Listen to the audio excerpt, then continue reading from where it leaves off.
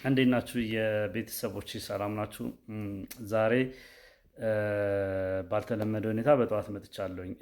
የመጣሁበትም ሁሌ 11 ሰዓት ነበር የምነሳው ከእንቅልፌ እና ዛሬ ባልተለመደ ሁኔታ ከ11 ሰዓት በፊት ነቃው እና ምንድን ነው የቀሰቀሰኝ?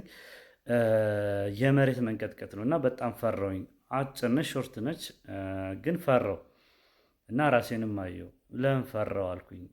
በእግዚአብሔር እምነት የለኝም ማለት ነው አልኩኝ እና አሰብኩ። እኔ ለአንድ ሰከንድ ለማትሞላ ለመሬት መንቀጥቀጥ እንደዚህ የፈራሁኝ አስቦ አሜሪካ ካሊፎርኒያ ውስጥ በቀን ከ100 ጊዜ በላይ የመሬት መንቀጥቀጥ አለ። እነሱ ምን ያክል ሊሰማቸው ይችላል? አስቡ። ለምንድን ነው እኛ በእግዚአብሔር የማናምነው? ምንም እንደማይፈጠር ያለው ነገርም ችግርን ቢመጣ በእግዚአብሔር እንደምንድን ለምንድን ነው በአንድ በፈጣራችን በእግዚአብሔር የማናምነው? በእግዚአብሔር እመኑ። በእግዚአብሔር ካመን ምንም ምድር ላይ ሲኦል ቢደራረብ መከራ ቢመጣ እኛን የሚነካን የሚደርስብን ነገር የለም። እንደውም በችግሮችና በሲኦሎች መሃል በምቾት እንመላለሳለን እና በፈጣሪ በተሰቀለው እንመን እላለሁኝ። መልካም የስራ ቀን